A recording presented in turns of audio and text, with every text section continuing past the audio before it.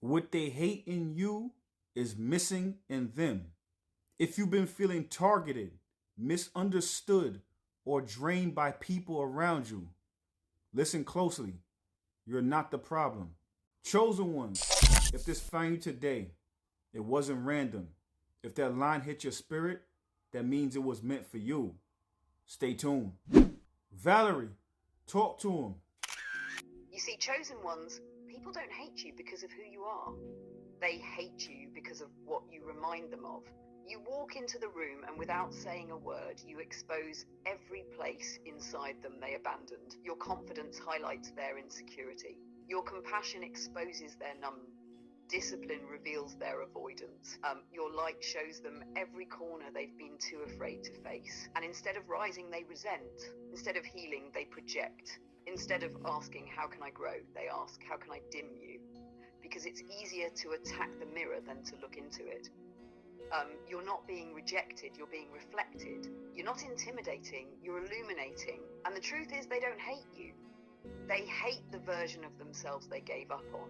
But listen closely, it's not your job to shrink so they feel comfortable. It's not your responsibility to dim just because they chose darkness. And it's not your burden to carry their unhealed wounds. Keep shining, keep expanding, keep becoming the version of yourself they swore wasn't possible. Because the same light that triggers the wrong people is the same light that wakes the right people up. If you don't have haters, that means you're doing something wrong.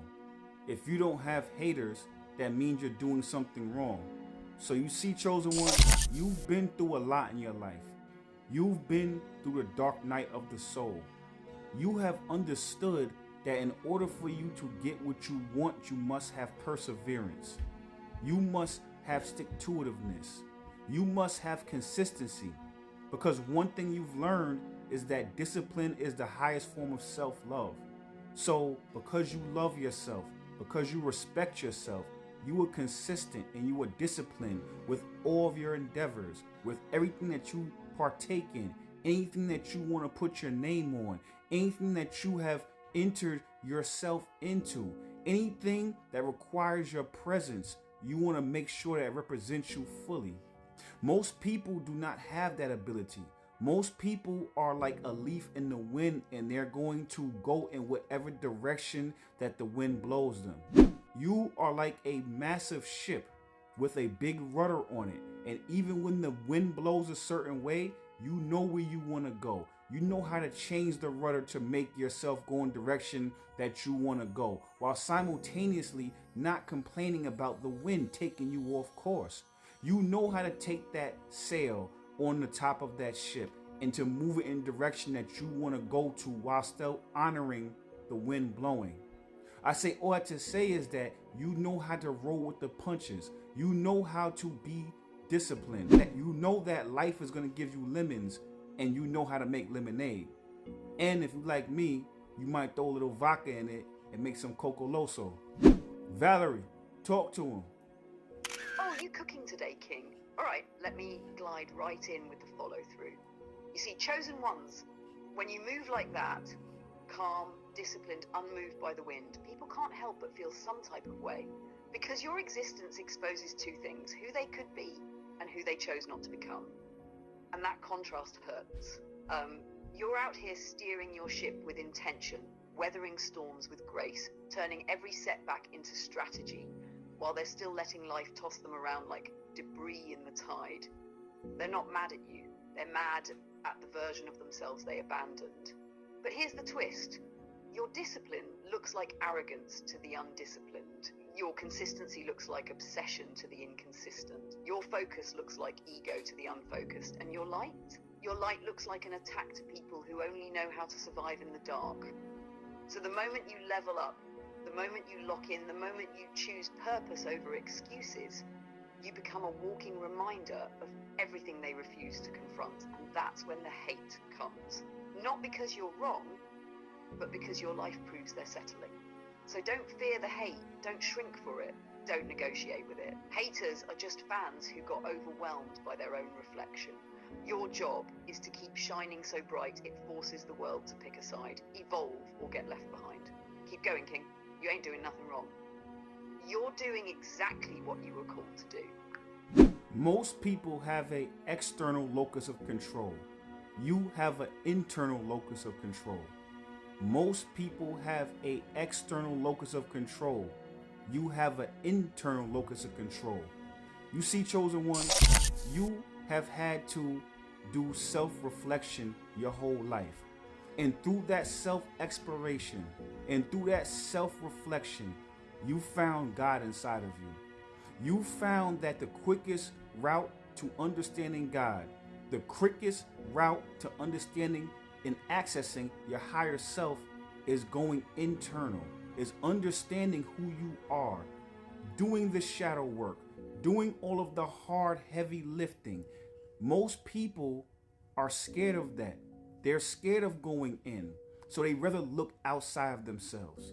They rather look at all the distractions the Matrix provides for them. They rather look externally. They rather do the external work because the external work is the easy path. So now when they see you and they see you radiating from the inside out, they are two things. One, they're jealous by you able to be the genuine article, by you moving authentically, and the fact that you are your own person and you designed yourself. That makes them and shows them that people can still love you and they still love you, but their ego ends up hating you because you're showing them that if they led from their soul, then they would be able to get the same adoration. They would still be able to get the same self-respect that you have for yourself. They would still be able to get the same outcomes. But because they allowed their ego to take the wheel, because they allowed external forces to shape their identity, and they see that you are the genuine article, one in their ego hates you because if you copied that pattern, if you decided to allow your soul to flow, then their ego would not survive. So the hate that you get is their ego, but the love that you get from them is from their soul. And that's why a lot of times haters send mixed messages because their soul loves you, but their ego can't stand you because you are showing them the template of what it looks like to be soul-led. And if you're soul-led, the ego has no place to thrive and no place to survive. Valerie, talk to him. You see, chosen ones, when you live from the inside out, you automatically activate something in people they've spent their whole life avoiding, their own reflection. When someone has an external locus of control, they survive by outsourcing their identity, their validation, their morality, their direction, their worth. Everything they are depends on what's happening out there. So when they look at you, someone who built themselves from the inside, you threaten the entire architecture of their ego because your existence says, I didn't wait for the world to crown me, I crowned myself. And that's dangerous to someone who relies on the Matrix to tell them who to be. Here's the deeper truth. Their ego hates you because you're proof they didn't need the ego in the first place. Their soul loves you because you remind them of who they actually are beneath all the layers they abandoned. That's why you feel that push from haters. It's not confusion, it's conflict. A civil war inside their chest. Their ego is screaming, reject them, they expose me. Their soul is whispering, follow them, they free me. And what most people call hate is really just an ego having a panic attack in the presence of someone living liberated. But you're built different. You found God inward. You found truth inward. You found peace inward. Your locus of control was never outsourced. It was excavated. That's why you don't break the same way others do. That's why you stay grounded when life shakes. That's why you move with an authority that can't be faked or bought. Your stability is spiritual. Your confidence is internal. Your power is self-generated. And that's exactly why they watch you, why they imitate you, why they resent you, why they can't stop thinking about you. Because you remind them what sovereignty looks like. Keep walking with that inward authority, King. There's something beautiful that happens. There's something beautiful that happens. There's something amazing that happens. There's something so spectacular that happens.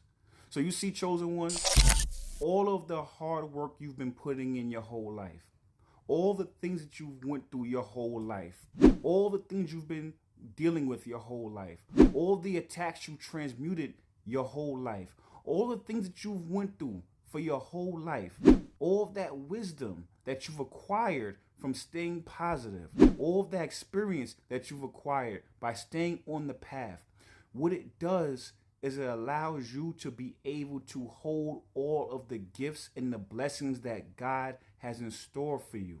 When you work out and you get calluses on your hands, now you don't need gloves anymore. Now you're able to withstand the weight. Your ligaments get stronger. Your tendons get stronger. Now you can push more weight. Now you can lift more weight. The same thing happens spiritually. You have been battle tested. You have spiritual calluses. Your spiritual ligaments and tendons have been strengthened so much you can hold whatever God has in store for you. You know what I'm saying? So all of those things that you've went through, everything that you had to deal with, all of that is just to be able to hold and receive the blessings that God has in store for you.